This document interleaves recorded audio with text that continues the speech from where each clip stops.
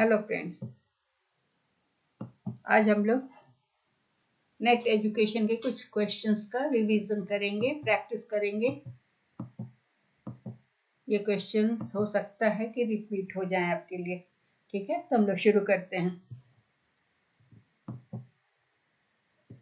पहला क्वेश्चन है, which of the following in Tolman's revision of his system represents motivational principle of Freud. निम्नलिखित में से कौन टोलमैन की अपनी प्रणाली के संशोधन में फ्रायड के प्रेरक सिद्धांत का प्रतिनिधित्व करता है? इसका क्या मतलब हुआ कि फ्रायड के प्रेरक सिद्धांत का प्रतिनिधित्व, टोलमैन की प्रणाली में संशोधन, अपनी प्रणाली, टोलमैन का जो अपना सिस्टम था उसमें जो संशोधन है वो फ्रायड के प्रेरक सिद्धांत का प्रतिनिधित्व करता है। तो इस क्वेश्चन में जो हमारे पास ऑप्शंस हैं वो हैं इक्विवेलेंस बिलीफ, समानता की मान्यताएं, ड्राइव डिस्क्रिमिनेशन, भेदभाव को, ड्राइव जो आपका है उसमें भेदभाव को बढ़ावा देना, कैथेक्सिस एंड फील्ड कॉग्निशन मोड। तो टोलमैन का थ्योरी क्या बताता है पहले ये समझना होगा। तो जो एडवर्ड सी टोलमैन थे उन्होंने 1886 से 1959 तक उनका टाइम था और उनका पूरा नाम था ई सी टोलमैन। उन्होंने अपना एक सिद्धांत दिया था। उनका सिद्धांत क्या था? लर्निंग का एक सिद्धांत था जिसमें उन्होंने स्टिमुलस रिस्पांस थ्योरी और कॉग्निटिव फील्ड थ्योरी के एडवांटेज को कंबाइन किया था। उनके सिस्टम में इस दोनों चीज था, SR theory, stimulus and response theory,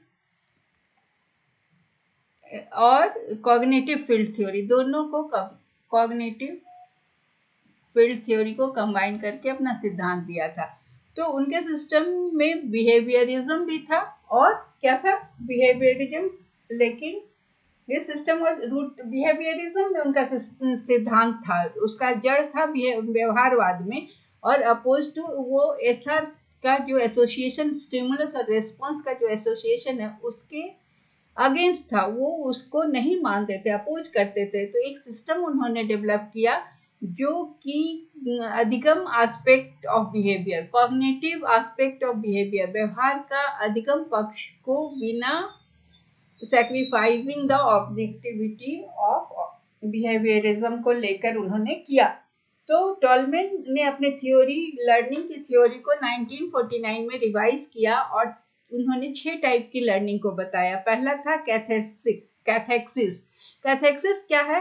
वो बताता है कि कोई भी फाइनल टाइप ऑफ जो पॉजिटिव और नेगेटिव ऑब्जेक्ट होता है बेसिक ड्राइव के लिए, जैसे connection between given type of food और हंगर, मतलब किस टाइप का खाना मिल रहा है उसका हंगर, भूख के साथ क्या संबंध है, इसको उन्होंने बताया। तो इसमें क्या बताया उन्होंने कि ऑब्जेक्ट्स, पॉजिटिव और नेगेटिव ऑब्जेक्ट्स जो है उसका आपके खाने के साथ क्या संबंध है। फिर दूसरा उन्होंने बताया इक्विवेलेंस बिलीफ, जो कि कनेक्शन बिटवीन पॉजिटिविटी,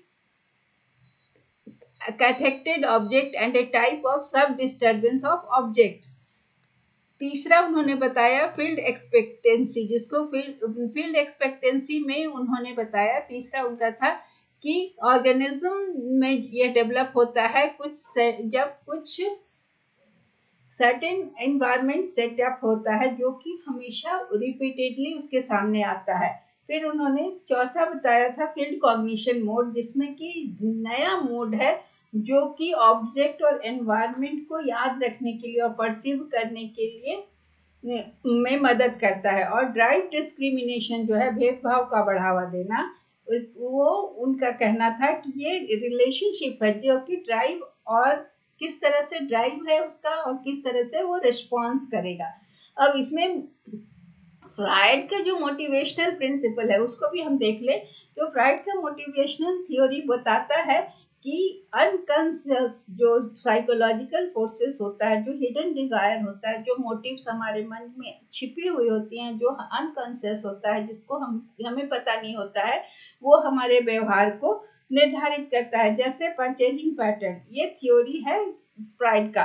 फ्राइड का कहना है कि ह्यूमन का जो साइक है या जो मनोस्थिति है वो कॉन्शियस और अनकॉन्शियस माइंड में डिवाइडेड है।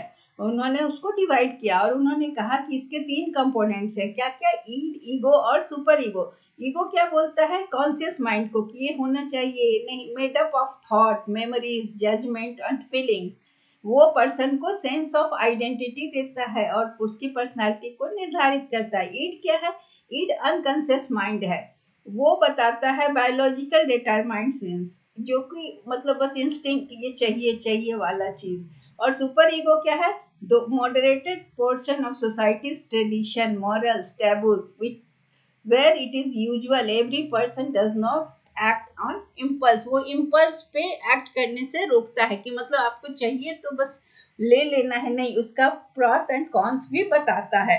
और ईड क्या है? ईगो क्या है? ईगो है कॉन्शियस माइंड, जिसमें कि थॉट्स और मेमोरीज होते हैं। तो साइको एनालिसिस थ्योरी में फ्राइड के साइको एनालिसिस थ्योरी में कैथेक्सिस को डिफाइन किया गया है इस तरह से कि वो मेंटल और इमोशनल एनर्जी जो है किसी भी पर्सन का या किसी भी आइडिया का, उसका एलोकेशन है। सिगमंड फ्राइड का यूज इन्होंने किया था कि किसी भी मनुष्य का जो आइडियाज होता है, एनर्जी, किस तरह से किसी आइडियाज में वो अपने एनर्जी को लगाता है। तो ये 2 तरह का इंस्टिंक्ट उन्होंने बताया लाइफ इंस्टिंक्ट और डेथ इंस्टिंक्ट। तो लाइफ इंस्टिंक्ट जो होता है ना, उसको उन्होंने कहा एरोज, और जो डेथ इंस्टिंक्ट होता है उसको कहा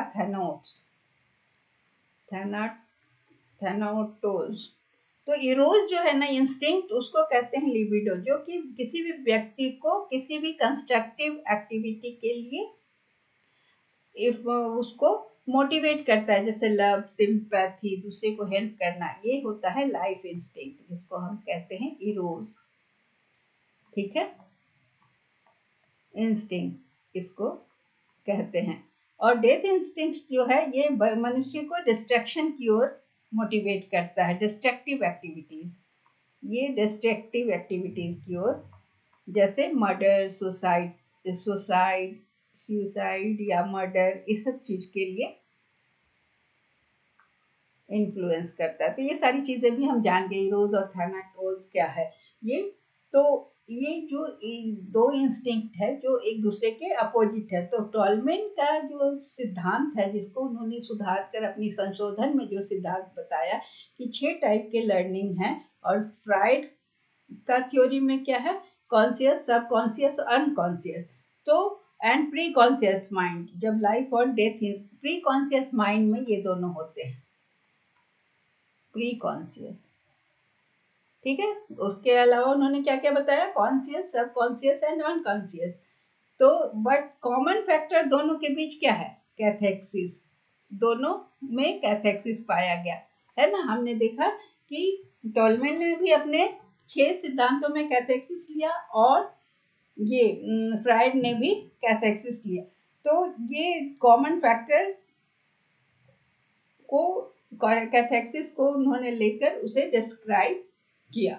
ठीक है, तो टॉलमेन का stimulus response theory cognitive field theory के फायदों को मिलाकर सीखा और एक सिद्धांत बनाया।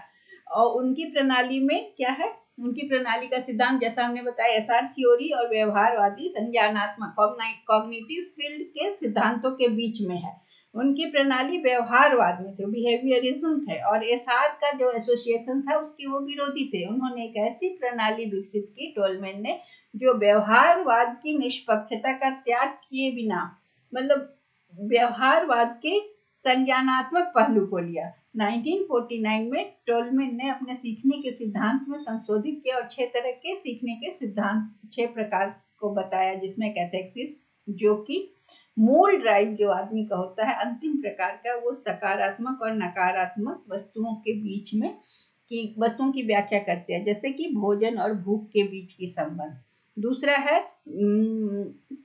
इक्विवेलेंस बिलीफ, जिसको तुल्यता विश्वास कहते हैं। इसमें क्या है? सकारात्मक रूप से पकड़ी गई वस्तु और वस्तुओं के बीच का संबंध। क्षेत्र प्रत्याशा, इसमें उन्होंने बताया कि जीव में विकसित तब होता है जब वो किसी निश्चित वातावरण में उस सेटअप पर बार बार उसको प्रस्तुत किया जाता है। फील्ड कॉग्निशन मोड में क्या है, पर्यावरण और वस्तु को याद रखने की एक विधा है। और ड्राइव डिस्क्रिमिनेशन में है कि एक प्रकार, ड्राइव का प्रकार और प्रतिक्रिया की तरीके के बीच में संबंध। और फ्राइड का सिद्धांत में ईगो और सुपर ईगो को लेकर चलते हैं और उसके बाद हम उसमें प्री कॉन्शियस स्टेट को भी देखते हैं जिसमें इरोज एंड थैनाटोस होता है। तो इसका इस दोनों सिद्धांत में प्रेरक सिद्धांत का प्रतिनिधित्व तो जिसने किया उसे हम कैथेक्सिस कहते हैं। दूसरा क्वेश्चन है, who among the following is not a logical positivist.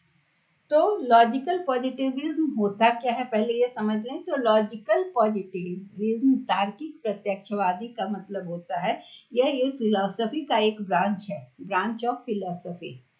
Logical positivism ये जो है ना, ये ब्रांच ऑफ फिलॉसफी है।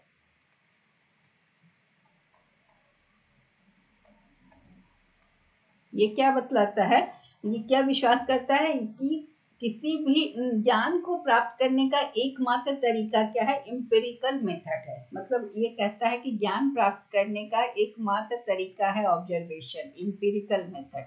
मतलब कि आप निरीक्षण करें, खुद से देखें, तब आपको ज्ञान प्राप्त होगा।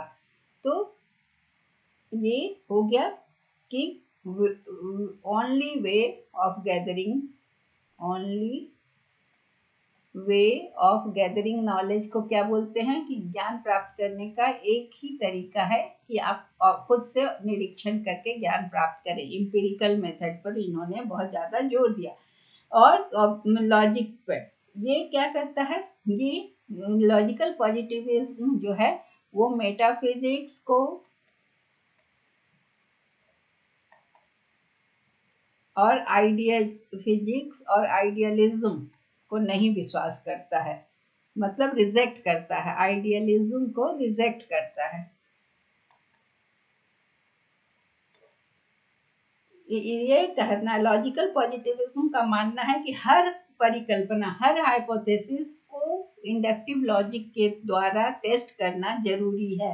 Vienna circle, Berlin society of empirical philosophy and the Warsaw school of logical positivism में बहुत महत्वपूर्ण योगदान दिया। लॉजिकल पॉजिटिविज्म में लॉजिक क्या क्या चीज आता है, इट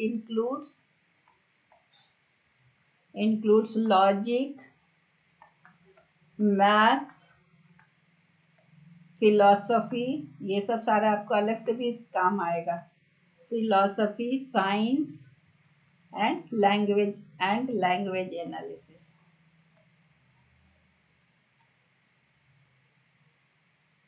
तो लॉजिकल पॉजिटिविस्ट क्या है कि जो फिलोसोफर लॉजिकल पॉजिटिविज्म को फॉलो करता है। तो लॉजिकल पॉजिटिविज्म के फादर किसको कहा जाता है, ये भी एक क्वेश्चन बन सकता है, इसलिए हम ये भी बता दें। Logical positivism, father of logical positivism is A.J. Iyer. ये जो कि इस मूवमेंट को शुरू किए, उनके वर्क इंक्लूड करते हैं लैंग्वेज, ट्रूथ और लॉजिक। फिर आते हैं Morris big, logical positivism, relativism, Bertrand Russell. इन्होंने फिलॉसफी को एक तरह का लॉजिकल एटॉमिज्म बताया था, जिसका मतलब है कि कोई भी प्रोपोजिशन को एनालाइज करने के लिए इसे स्मॉलर फ्रैगमेंट्स में बांटना होता है। फिर उनका वर्क में बहुत सारा एरिया है जिसमें बर्ट्रैंड रसल ने मेटाफिजिक्स, एपिस्टेमोलॉजी, एथिक्स सबको इंक्लूड किया। उसके अलावा बर्डसन जो थे वो फ्रेंच फिलोसोफर थे और वो किस लिए जाने जाते हैं, उनका इन्फ्लुएंशियल आर्गुमेंट जिसमें कि इमीडिएट एक्सपीरियंस और इंट्यूशन को जोड़ दिया। वो हेनरी बर्गसन जो थे वो लॉजिकल पॉजिटिविस्ट नहीं थे। इसलिए कौन तार्किक प्रत्यक्षवादी नहीं है, तो यहाँ आंसर है 4। क्यों? क्योंकि उन्होंने कहा कि इमीडिएट एक्सपीरियंस और इंट्यूशन को ज़्यादा इम्पोर्टेंस दिया देन एब्स्ट्रैक्ट रैशनलिज्म और साइंस फॉर अंडरस्टैंडिंग रियलिटी। इसलिए उनका तार्किक सकारात्मक वाद में वह दर्शन की शाखा है। यह क्या मानता है कि ज्ञान एकत्र करने का एकमात्र तरीका है अनुभव, एम्पेरिकल विधि है, अवलोकन और तर्क के माध्यम से। वह तत्व मीमांसा, मेटाफिजिक्स और आदर्शवाद को खारिज करता है। तार्किक प्रत्यक्षवाद जो है उसमें इंडक्टिव तर्क के माध्यम से हर एक हाइपोथेसिस का टेस्ट करने की बात करता है। Vienna circle, Berlin society of empirical philosophy और वॉर्सा स्कूल ऑफ लॉजिक ने तार्किक प्रत्यक्षवाद में महत्वपूर्ण योगदान दिया। किसने किसने? वियना सर्किल ने इसमें योगदान दिया। फिर Berlin society of Berlin society of empirical philosophy, ये सब भी आपके क्वेश्चन बन सकते हैं। और वॉर्सा स्कूल ऑफ लॉजिक, ये लोग तार्किक प्रत्यक्षवादी या लॉजिकल पॉजिटिविज्म में इनका योगदान बहुत ज़्यादा है। इसमें तार्किक प्रत्यक्षवाद जो है इसमें क्या क्या चीज सब्जेक्ट होता है? तर्क, गणित, विज्ञान, दर्शन, भाषा विश्लेषण। ठीक है। ए अय्यर को तार्किक प्रत्यक्षवाद का पिता के रूप में जाना जाता है। ठीक है, ये सारा हम लोगों ने जान लिया। अब हम चलते हैं अगले क्वेश्चन में। इसका आंसर है हेनरी बर्गसन, जो कि लॉजिकल पॉजिटिविस्ट नहीं थे। अगला क्वेश्चन है एनालिसिस ऑफ साइकोलॉजिकल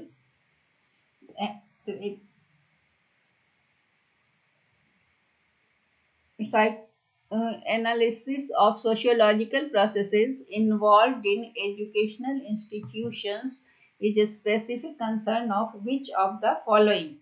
शैक्षिक संस्थानों में शामिल सामाजिक प्रक्रियाओं का विश्लेषण निम्न में से किस एक विशिष्ट चिंता का विषय है? तो इसमें इसका आंसर है सोशियोलॉजी ऑफ एजुकेशन, क्योंकि यहाँ हम शिक्षा का समाज शास्त्र। इसमें क्या है कि सोशियोलॉजी ऑफ एजुकेशन क्या बताता है?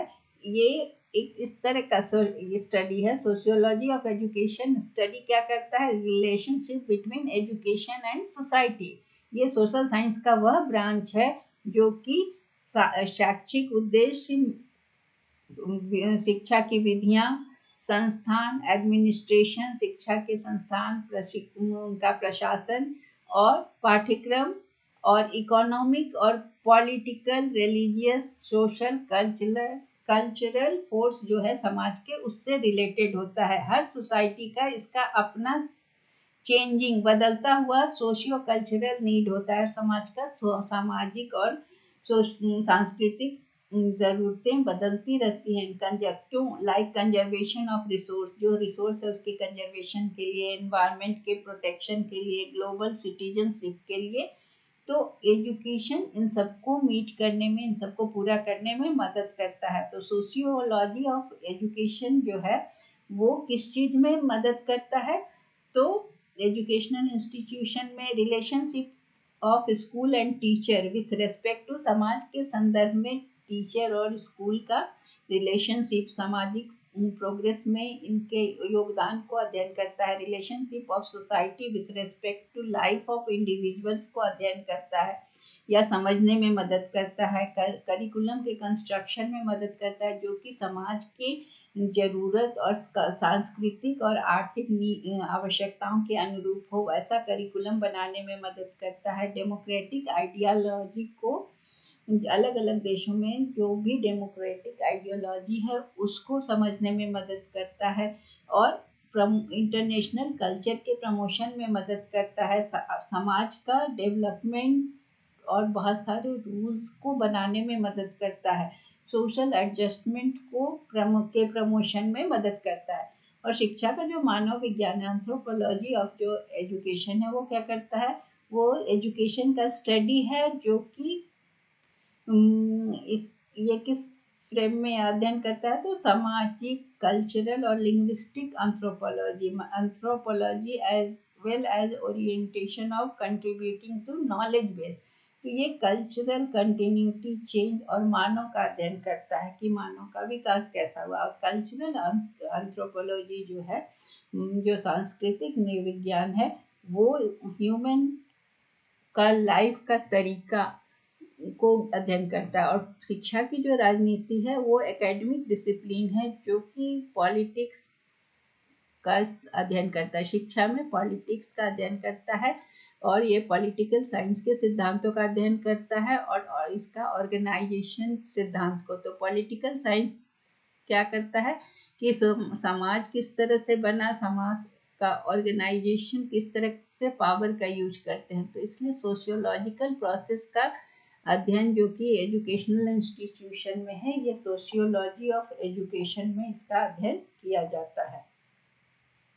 शिक्षा का समाजशास्त्र को शिक्षा और समाज के बीच संबंधों के अध्ययन के रूप में परिभाषित किया गया। यह समाज के आर्थिक, राजनीतिक, धार्मिक और सामाजिक, सांस्कृतिक ताकतों के संबंध में शिक्षा का उद्देश्य, विधि, संस्थान, पाठ्यक्रम से संबंधित सामाजिक विज्ञान की शाखा है। प्रत्येक समाज को अपनी बदलती हुई सामाजिक और सांस्कृतिक जरूरतों, संसाधनों का संरक्षण, पर्यावरण का संरक्षण, विश्व नागरिकता इत्यादि की जरूरतों को पूरा करने में मदद करता है।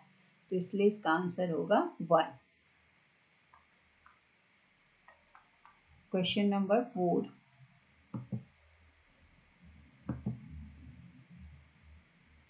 arrange the following influencing factors of education in most appropriate sequence। यहाँ क्या क्या दिया हुआ है, democracy, religion, politics and modernisation. तो इसे हमें सबसे सीक्वेंस में, उपयुक्त क्रम में शिक्षा को प्रभावित करने वाले कारकों को उपयुक्त क्रम में व्यवस्थित करना है। तो सबसे पहले शिक्षा को प्रभावित कौन सा करता है, तो हमें क्या करना है कि पहला प्रभावित करता है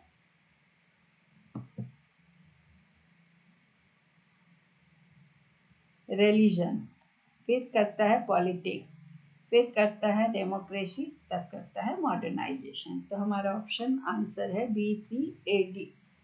तो रिलीजन कैसे प्रभावित करता है, हमें ये देखना है। रिलीजन एक ऑर्गेनाइज सिस्टम होता है बिलीफ का और रिचुअल्स का, जो कि गॉड और सुपरनेचुरल पावर्स के एग्जिस्टेंस पर विश्वास करता है। ये पर्सन के आइडियोलॉजी को प्रभावित करता है, उनकी सोच को प्रभावित करता है, कल्चर को प्रभावित करता है, बिहेवियर को। तो रिलीजन एंड एजुकेशन क्या करता है, मिलकर वैल्यूज और बिलीफ को बनाता है। और पॉलिटिक्स क्या करता है, पॉलिटिक्स आइडियोलॉजी है जो कि सरकार और स्टेट और नेशन को गवर्न करता है। तो ये एजुकेशनल पॉलिसी को प्रभावित करता है, करिकुलम को और कोर्स को। और डेमोक्रेसी क्या है, डेमोक्रेसी पीपल के पावर को बताता है। तो एजुकेशन क्या करता है, डेमोक्रेटिक वैल्यूज को डेवलप करता है, जैसे इक्वलिटी, लिबर्टी, फ्रेटर्निटी, ये सब, समानता, स्वतंत्रता, ये सारी भावनाओं का या मूल्यों का को प्रमोट करता है। डेमोक्रेसी लोगों को हेल्प करता है कि एजुकेशन कैसा होना चाहिए, अपने उनके व्यूज को बताता है। और ये शिक्षा में इक्वलिटी की बात करता है। और मॉडर्नाइजेशन क्या है, मॉडर्नाइजेशन एक टोटल ट्रांसफॉर्मेशन है, किस चीज का, ट्रेडिशनल से मॉडर्न सोसाइटी की ओर। तो ये एडवांस, इकोनॉमिकल, प्रॉस्परस सोसाइटी की ओर ले जाता है। तो ये जो चीजें हैं, 5 सिस्टम है जो ब्रूनो फेनबर्नर ने बताया था कि पर्सन का एनवायरनमेंट 5 डिफरेंट सिस्टम से प्रभावित होता है या 5 डिफरेंट सिस्टम में होता है। उन्होंने कहा कि जो बच्चों के डेवलपमेंट को, उनके सोच को, इमोशन को, प्रेफरेंस को प्रभावित करता है, ये किसने बताया, ब्रोन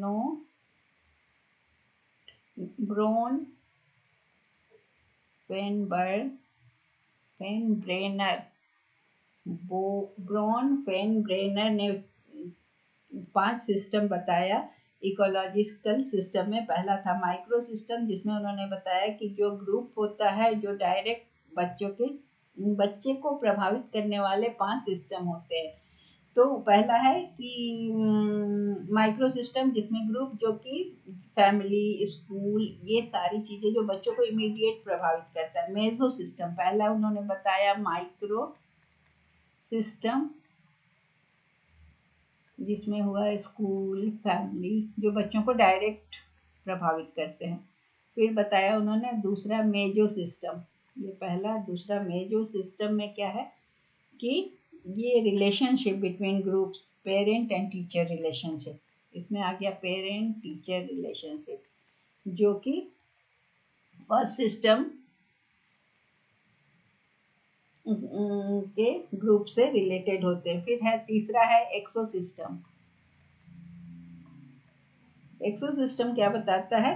ये ग्रुप जो कि बच्चे के लाइफ को प्रभावित तो करते हैं लेकिन डायरेक्टली नहीं, मतलब चाइल्ड पेरेंट्स वर्क प्लेस, जो जहाँ पेरेंट्स वर्क करते हैं वो प्लेस बच्चों को प्रभावित करता है लेकिन डायरेक्टली नहीं। फिर है मैक्रो सिस्टम, चौथा है मैक्रो सिस्टम। मैक्रो सिस्टम में ये सभी को प्रभावित करता है, बच्चे को और सबको।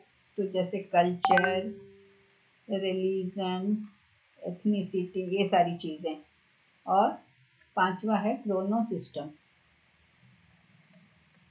ये प्रभावित करता है जो कि हमारे पूरे लाइफ टाइम में जो चेंज आता है और जो विकास होता है, जैसे जो चेंज, जैसे डेथ ऑफ लव्ड वंस,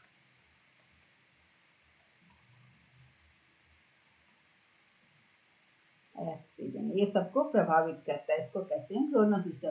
तो ये क्या कहता है कि रिलीजन माइक्रो सिस्टम के अंदर आता है, क्योंकि वो ज़्यादा प्रभावित करता है दूसरी चीज़ों से, इसलिए influencing the factor of education is most appropriate sequence क्या हो गया? Religion, politics, democracy and modernisation. ठीक है, अगला क्वेश्चन है, education is a factor that explains social change in various ways as the most appropriate indicators in this regard. शिक्षा एक ऐसा कारक है जो विभिन्न तरीकों से सामाजिक परिवर्तन की व्याख्या करता है। इसमें से सबसे उपयुक्त संकेतक किसको माना जाएगा? तो इसमें दिया है रिफ्लेक्शन, एसिमिलेशन, प्रोडक्शन।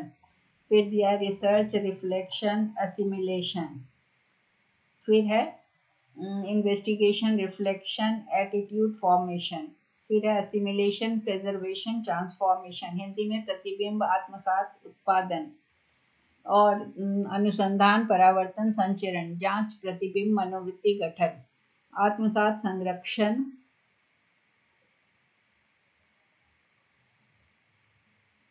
और परिवर्तन।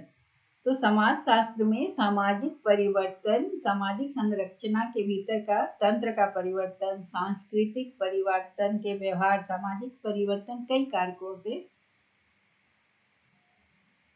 प्रभावित होता है। ठीक है, तो उसमें हमें देखना है कि सबसे अप्रोप्रिएट इंडिकेटर इसमें क्या है।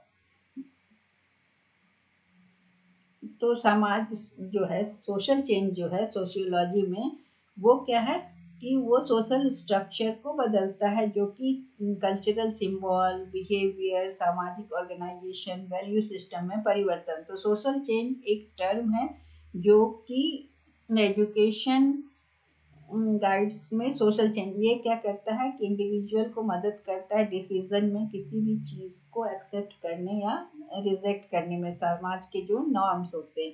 तो सोशल चेंज किसके द्वारा प्रभावित होता है? बहुत सारे फैक्टर होते हैं, उसमें होता है कि एजुकेशन क्या है, किस चीज में मदद करता है?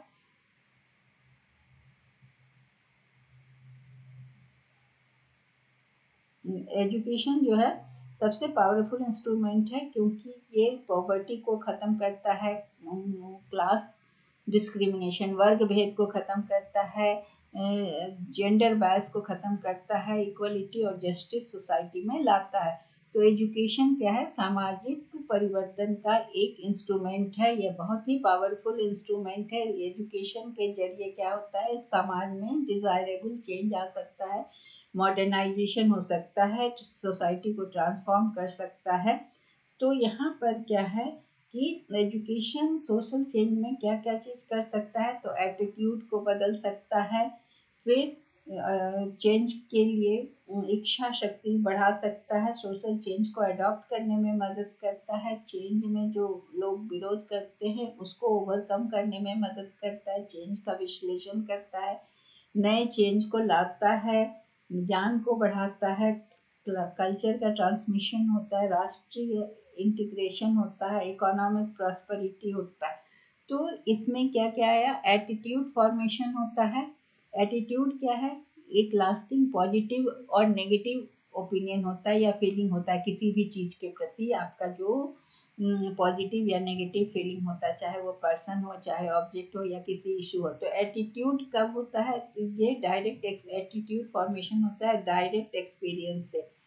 दूसरा इन्वेस्टिगेशन, इन्वेस्टिगेशन का मतलब होता है कि कुछ चीज को सर्च करना, सर्च आउट या एग्जामिन, किसी भी चीज का पर्टिकुलर या किसी भी चीज को के बारे में जानना। इन्वेस्टिगेशन का मतलब होता है कि active learning to explore particular topic या किसी प्रॉब्लम में एक जानना। रिफ्लेक्शन का मतलब होता है कि यहाँ पर लर्नर क्या करता है, अपने एक्सपीरियंस से वो किसी भी चीज़ के बारे में अपने आइडियाज को देता है, या लर्निंग फ्रॉम एक्सपीरियंस होता है रिफ्लेक्शन, और अपना थॉट को डेवलप करना अपने एक्सपीरियंस से। तो और एसिमिलेशन का मतलब होता है यह एक कॉग्निटिव प्रोसेस है जो कि नया इंफॉर्मेशन को फिट करते हैं हम अपने एग्जिस्टिंग नॉलेज से, जो हमारे पास पहले से ज्ञान होता है उसके साथ नए ज्ञान को हम एसिमिलेट करते हैं। तो सोशल चेंज में एसिमिलेशन क्या है कि यह एक प्रोसेस है जिसके जरिए हम किसी नई चीज को अपने साथ आत्मसात करते हैं। ट्रांसमिशन क्या प्रोसेस है कि जो भी नॉलेज, आइडिया या स्किल्स हम दूसरे को बताते हैं अपने, ये सोशल चेंज में हेल्प नहीं करता, क्योंकि ये जो समाज में चल रहा है उसी चीज को बताता है, नॉलेज को, आइडियाज को दूसरे को बताना। फिर है प्रेजर्वेशन, प्रेजर्वेशन के जरिए हम क्या है कि किसी भी चीज को प्रिजर्व करते हैं, अपने एक्टिविटी या प्रोसेस को, सब कोई भी चीज जो कि वैल्यूड है उसको इंटैक्ट रखते हैं, उसको डैमेज से बचाते हैं। तो एसिमिलेशन, ट्रांसमिशन एंड प्रेजर्वेशन जो है ये हमें चेंज को लाने में हेल्प नहीं करता, बिकॉज ये पासिंग है और कीपिंग द एग्जिस्टिंग जो है उसको बचा के रखना, हम कुछ नया नहीं लाते हैं। इसलिए investigation, reflection and attitude formation ही सबसे इम्पॉर्टेंट है। तो हमने सब टर्म्स को डिस्कस करके पाया कि सबसे इम्पॉर्टेंट है जांच, प्रवृत्ति और मनोवृत्ति का गठन। अगला क्वेश्चन है, the most powerful constant in attaining universalization of primary education in India is related to, सबसे भारत में प्राथमिक शिक्षा को सार्वभौमिकरण करने में सबसे शक्तिशाली बाधा किस चीज से संबंधित है? तो इसका आंसर है, हमारा पहले आंसर को टिक कर ले, रीजनल पॉलिटिक्स। क्यों है ये हम देखते हैं। यूनिवर्सलाइजेशन ऑफ प्राइमरी एजुकेशन का मतलब क्या हुआ कि ये क्योंकि एजुकेशन हमारा बेसिक रिक्वायरमेंट है किसी भी प्रजातांत्रिक देश के लिए, डेमोक्रेसी या किसी भी देश के सक्सेस और तरक्की के लिए शिक्षा बहुत जरूरी है। सार्वभौमिकरण जो है प्राथमिक शिक्षा का, ये है कि सभी बच्चों को निःशुल्क शिक्षा, अनिवार्य और निःशुल्क शिक्षा सभी बच्चों को प्रदान करना। 6 से 14 साल के बच्चे को, चाहे वो किसी कास्ट के हों, किसी जात के हों, किसी सेक्स के हों, मतलब हर बच्चे को शिक्षा मिले। तो इसका मतलब समझने के लिए हमें प्राइमरी एजुकेशन का 3 एस्पेक्ट को समझना हुआ। 3 एरिया है। पहला है यूनिवर्सल प्रोविजन, मतलब कि every section of the people in India, Bharat के हर सेक्शन, हर व्यक्ति को प्राइमरी एजुकेशन मिलना चाहिए। इसके लिए हर जगह स्कूल है और सभी बच्चे जो 6 से 14 साल के हैं उन्हें स्कूल में एनरोल होना है। यूनिवर्सल एनरोलमेंट होना है, इसका मतलब है कि हर बच्चे को स्कूल में नाम लिखाना है, उनको प्राइमरी एजुकेशन मिलना है। और यूनिवर्सल एनरोलमेंट हो गया। यूनिवर्सल रिटेंशन का मतलब है कि जो स्कूल में नाम लिखा लिए उन्हें 14 साल तक क्लास करना है, मतलब एजुकेशन पाना है, और उन्हें जब तक वो लिटरेट ना हो जाए उन्हें स्कूल अथॉरिटी को रिटेन करना है। तो ये यूनिवर्सलाइजेशन ऑफ प्राइमरी एजुकेशन वो कब शुरू हुआ था? दादा भाई नौरोजी ने शुरू किया था 1912-14 में। फिर गोपाल कृष्ण गोखले ने इस केस को लिया। फिर श्री RV पारुलकर ने इसको आगे बढ़ाया और Gokhale Parulkar model of primary education universal literacy तक था। 1950 में यूनिवर्सल प्राइमरी एजुकेशन आर्टिकल 45 में 1950 में आर्टिकल 45 में provision of universal primary education को लाया गया। ठीक है, कॉन्स्टिट्यूशन में। ठीक है, constitution of India, state shall endeavour to provide within a period of 10 years the commencement of constitution के 10 साल के अंदर फ्री और कंपलसरी एजुकेशन 14 साल तक, 6 से 14 साल तक के बच्चों को प्रोवाइड किया जाएगा। तो यूनिवर्सलाइजेशन ऑफ प्राइमरी एजुकेशन 1960 तक अचीव कर लेना था, but due to lack of adequate resources ये संभव नहीं हो सका। तो फिर यूनिवर्सलाइजेशन ऑफ एजुकेशन का प्लानिंग कमीशन में एक टाइम बाउंड प्रोग्राम लाया गया 1978 से 83 में। तो ये इसमें कॉन्स्टेंट्स थे, पॉवर्टी और ये पेरेंट्स के इलिटरेट होना, स्कूल्स नहीं होना, करिकुलम सही नहीं होना, टीचर्स नहीं होना। तो इससे क्या हुआ कि बहुत सारा इसमें बहुत सारे, इसके अलावा क्या क्या चीज़ें दिक्कत हुई, तो एडमिनिस्ट्रेटिव और सुपरवाइजरी मशीनरी का इनर्शिया था, जड़ता था। उसके अलावा बहुत सारे लैंग्वेज होने के कारण, बहुत सारी बोलियां होने के कारण 900 लैंग्वेज थे और बोलियां बोली जाती थी भारत में, जिससे कि इसको इम्प्लीमेंट करने में दिक्कत हुई और केवल 15 लैंग्वेज को में इंस्ट्रक्शन प्रोवाइड किया गया था। इसलिए बहुत सारे कॉन्स्टेंट आए यूनिवर्सलाइजेशन ऑफ प्राइमरी एजुकेशन में, लेकिन पॉलिटिक्स, जो रीजनल पॉलिटिक्स था, ये बिगेस्ट कॉन्स्टेंट था और रीजनल लैंग्वेज को लेकर खास करके, इसलिए क्योंकि बहुत कम ही लैंग्वेज को उनका इंडियन एजुकेशन में प्लेस मिला था, इसीलिए रीजनल पॉलिटिक्स सबसे ज़्यादा बड़ा कॉन्स्टेंट साबित हुआ। अगला क्वेश्चन है, for the purpose of community experience to students which of the following is most appropriate. सामुदायिक अनुभव के उद्देश्य से सबसे उपयुक्त क्या होगा? सामुदायिक अनुभव का अर्थ होता है कि समुदाय पर आधारित कार्य या अनुभव या नौकरी या कोई भी चीज सामुदायिक सेटिंग, समुदाय में सामुदायिक सेवा छोटे समूह में की जाती है और छात्रों को नए सेटिंग्स का अनुभव कराया जाता है। तो इसका मतलब क्या होगा? समुदाय के साथ काम करने का अवसर प्रदान करना, सामुदायिक जीवन पे व्याख्यान कार्यक्रमों में भाग लेना, समाज के सदस्यों के साथ बातचीत का आयोजन करना, वास्तविक सामुदायिक जीवन दिखाने वाले फिल्म की व्यवस्था करना, ये सारी चीज़ों में से हमें चुनना है। सामुदायिक हितों पर ध्यान केंद्रित करना और सामुदायिक गतिविधियों का विरोध करना। तो सामुदायिक सेवा क्या है कि नए कौशल का विकसित करना और समुदाय के भलाई के लिए अपने योगदान करने के लिए। तो इससे सबसे उपयुक्त है समुदाय के साथ काम करने का अवसर प्रदान करना, पहला। दूसरा, सामुदायिक जीवन के व्याख्यान कार्यक्रमों में भाग लेना, समाज के सम्मानित सदस्यों के साथ बातचीत का आयोजन करना और वास्तविक सामुदायिक जीवन दिखाने वाले फिल्म शो की व्यवस्था करना। तो इसलिए इसका आंसर है ए,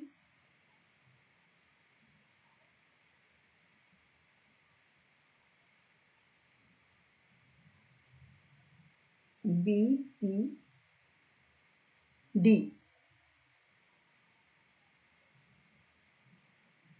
ठीक है, ए, बी, सी, डी, इसलिए इसका आंसर है 2।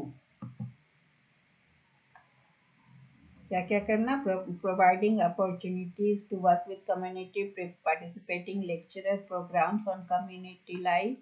तीसरा, organizing frequent interactions with respected members of the society, arranging show on real community life. So answer is 2.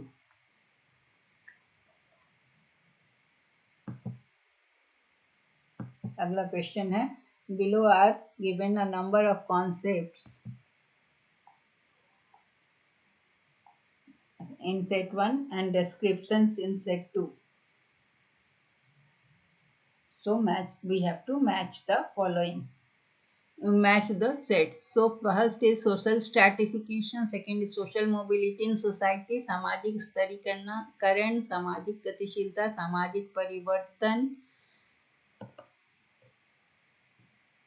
और सामाजिक equity, social equity, scope of interaction. अब इसमें से हमें 4 दिए हुए हैं और उसके 5 ऑप्शंस हैं, उसमें हमें कंबाइन करना है। तो पहला है सामाजिक स्ट्रैटिफिकेशन, इसको हम मैच कराते हैं। तो सामाजिक stratification stands for closed system with less scope, कम दायरे वाले बंद सिस्टम के लिए खड़े के system with less scope of x, इसका हम स्ट्रैटिफिकेशन अपॉर्चुनिटी हुआ। दूसरा है social mobility in society, B is moving from one level of to the another similar or high level। मतलब क्या होता है? प्रमोशन हो जाना, या जैसे हम कहते हैं कि कोई क्लर्क है वो ऑफिसर बन जाता है, तो इसे हम सोशल मोबिलिटी कहते हैं। Social change in various groups, that is development of knowledge and skills. And fourth one is social equity scope, ensuring equality of शैक्षिक अवसर, एजुकेशनल अपॉर्चुनिटीज। ठीक है, तो सोशल स्ट्रैटिफिकेशन क्या है? सोशल स्ट्रैटिफिकेशन या सामाजिक स्तरीकरण है एक सोसाइटी का categorisation of its people into groups based on.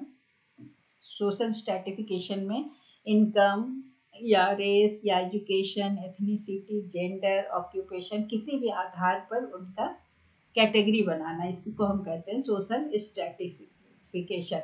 Stratification एक सोशल पोजीशन है पर्सन का किसी भी सोशल ग्रुप में, कैटेगरी में। तो सोशल स्ट्रैटिफिकेशन जो कि हमें अलाउ करता है सोशल मोबिलिटी। स्ट्रैटिफिकेशन है, मान लीजिए कि किसी ऑफिस में है कि वर्कर हैं, ऑफिसर हैं, फिर मैनेजमेंट है, तो इसे हम कहेंगे सोशल स्ट्रैटिफिकेशन। लेकिन मोबिलिटी कब हो जाएगी? जब कोई वर्कर ऑफिसर ग्रुप में चला जाता है, कोई ऑफिसर मैनेजमेंट में, तो इसे हम सोशल मोबिलिटी कहते हैं। फिर सोशल चेंज का मतलब होता है कि ह्यूमन इंटरेक्शन और रिलेशनशिप में जो कि समाज के इंस्टीट्यूशन को टाइम के साथ बदलता है। सोशल चेंज होता है कि सोसाइटी में बदलाव लाना, बिहेवियर में, सोशल रिलेशन में, सोशल इंस्टीट्यूशन में। और सोशल इक्वलिटी का मतलब है कि जस्टिस और equality, public policy, distribution of public service, ये सारी चीज़ों में जब इक्वलिटी होती है तो इसे हम सामाजिक समानता कहते हैं।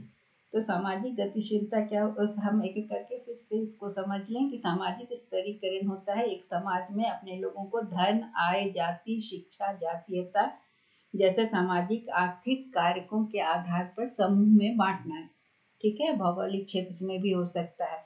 सामाजिक गतिशीलता क्या होता है कि जब व्यक्ति सामाजिक समूह या श्रेणी के बीच जब गतिशीलता का मतलब उनका प्रमोशन हो जाता है, वो आगे बढ़ते हैं। सामाजिक परिवर्तन में क्या है कि रिश्ते के एक तरीका है जिसमें समय के साथ सांस्कृतिक और सामाजिक संस्थान बदलते हैं और समाज पर प्रभाव होता है। जैसे हम देख रहे हैं कि पहले का ट्रेडिशनल सोसाइटी से मॉडर्न सोसाइटी बढ़ती जा रही है, अब लोग फ्री हो रहे हैं, तो इसे हम सामाजिक परिवर्तन कहते हैं। और ये सामाजिक इक्विटी जो है वो समाज में समानता को बतलाने की बात करता है। तो इसका आंसर होगा हमारा 3।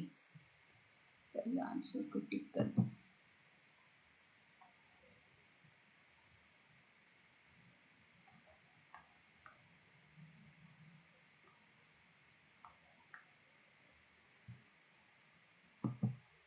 Next question number 9.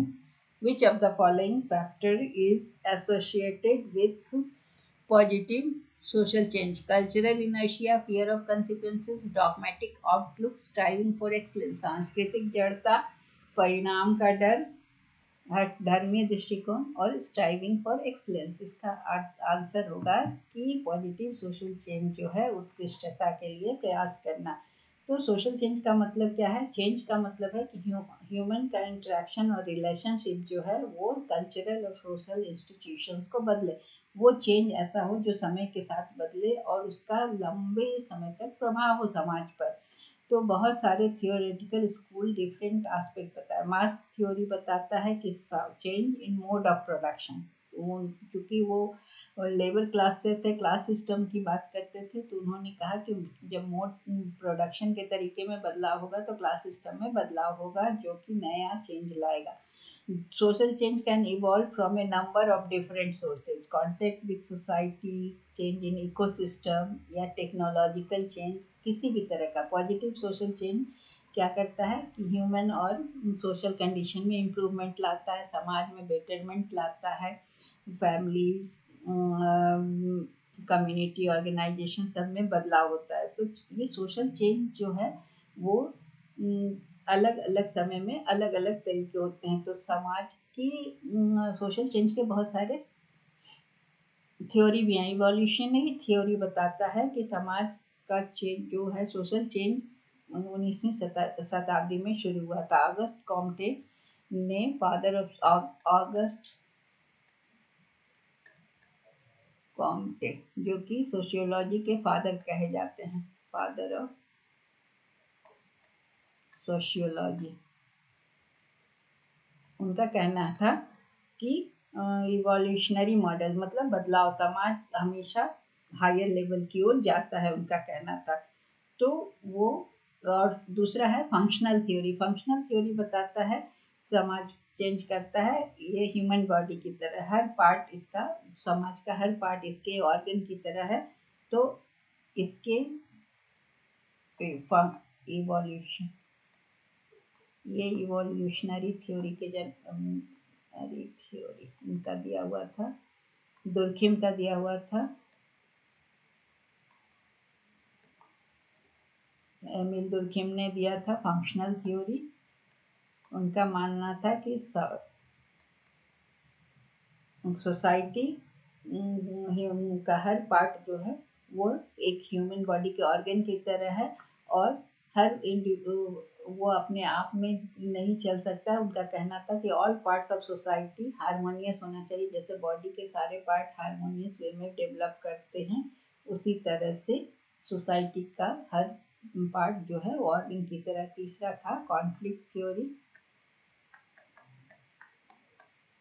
जो कि मार्क्स का दिया हुआ था। मार्क्स ने कहा था कि समाज जो है वो क्या है, अनइक्वल है और कन्फ्लिक्टिव है।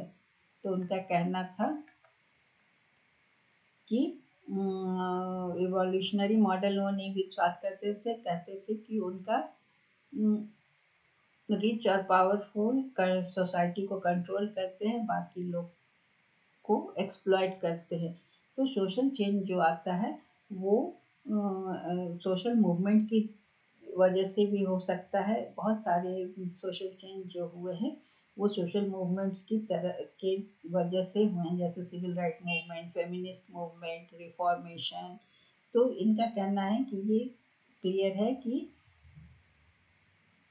सोशल चेंज के लिए सबसे इम्पॉर्टेंट फैक्टर जो एसोसिएटेड है वो that is striving for excellence. So answer is 4।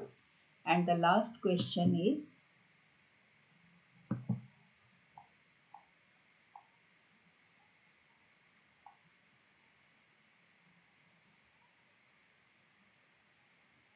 which of the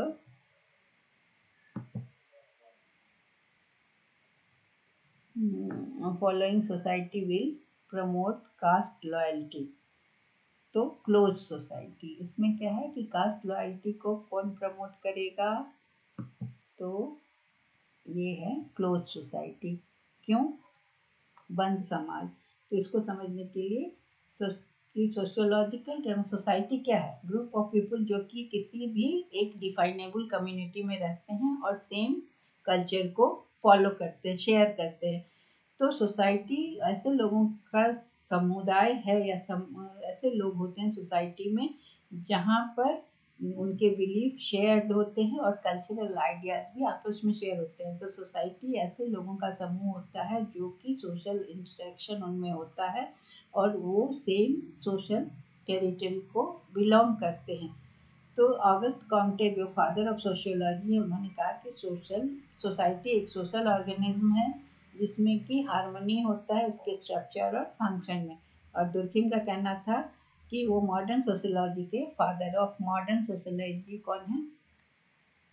modern sociology के फादर है दुर्खिम,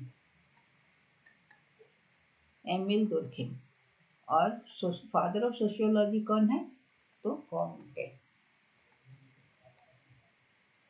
तो सोसाइटी का में कह रहा है कि open society, society in flux. Open society क्या होता है कि एक ओपन सोसाइटी में कुछ इनइक्वालिटी होता है लेकिन व्यक्तियों को वहाँ क्या है कि आगे बढ़ने का मौका होता है, हायर क्लास में जा सकते हैं या down to a lower class. इस सिस्टम में क्या है कि इंडिविजुअल एक क्लास से दूसरे क्लास में अपने हार्ड वर्क से मूव कर सकते हैं। तो इसे हम ओपन सोसाइटी कहते हैं। या तो शादी से या तो काम करके उनका स्टेटस बढ़ सकता है। तो यूनाइटेड स्टेट्स में ओपन सोसाइटी है। क्लोज सोसाइटी में क्या होता है? क्लोज सोसाइटी में होता है कि सोशल स्टेटस जन्म से असाइन हो गया। अब उनको कोई पॉसिबिलिटी नहीं है कि वो आगे बढ़ सके, ऊपर जा सके या नीचे आ सके। इस कंडीशन को हम कहते हैं स्क्राइब्ड स्टेटस। ये कास्ट स्ट्रैटिफिकेशन, यहाँ पर जात पात का व्यवस्था होती है। तो यहाँ इंडिविजुअल एक लेवल से दूसरे लेवल में नहीं जा सकता। तो इसीलिए कहा गया कि क्लोज सोसाइटी। और मेरिट बेस्ड सोसाइटी जो होता है वहाँ पर मेरिटोक्रेसी होता है। मेरिट बेस्ड सोसाइटी में पावर गिवन होता है मेरिट के अनुसार। वो मेरिट धन का हो सकता है, ज्ञान का हो सकता है, नॉलेज का हो सकता है। और